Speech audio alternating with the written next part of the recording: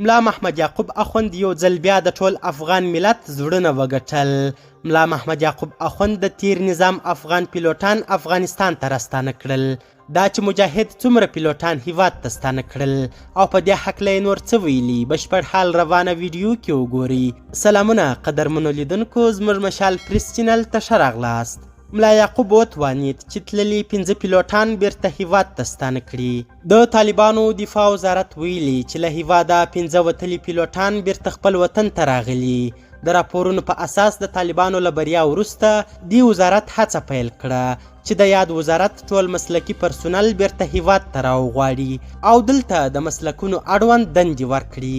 دفاع وزارت ویلي د دې لپاره یې هڅې پیل کړي ترڅو د دې وزارت ټول مسلکي پرسونل چې اوس له هیواده وتلي بیرته ټول هیواد ته راوغواړي او ورته دندې ورکړي. د طالبانو دفاع وزیر ملا محمد یعقوب مجاهد موده وړاندې په خپلو خبرو کې له هیواده تللي د دفاع وزارت او د افغانستان د هوایي ځواک منصوبین د هیواد سرمایه بللې او ټولو ته پیغام ورکړ چې هیواد ته راسئ او د طالبانو حکومت به ستاسو ډیر احترام وکړي.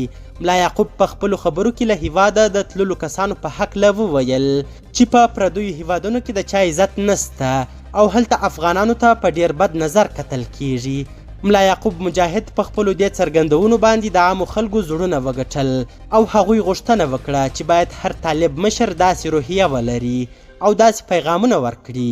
د اګست 15 وه چې د افغانستان مجهز هوایي ځواک دړې وړې سو.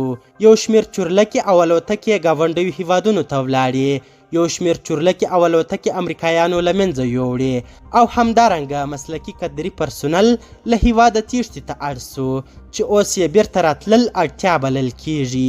طالبانو ویلي چې د هوایي ځواک د تخریب او خرابو الوتکو د ترمیم او جوړولو چارې یې روانې کړي او ډیرې تیارې یې جوړې کړي دي. همدارنګه د طالبانو د دفاع وزارت وویل چې د پوځ هغه سلګونه ګاډي چې خراب او تخریب ته نږدې وو له سره رغولي او په راتلونکي کې کولی سي چې ترې استفاده وکړي.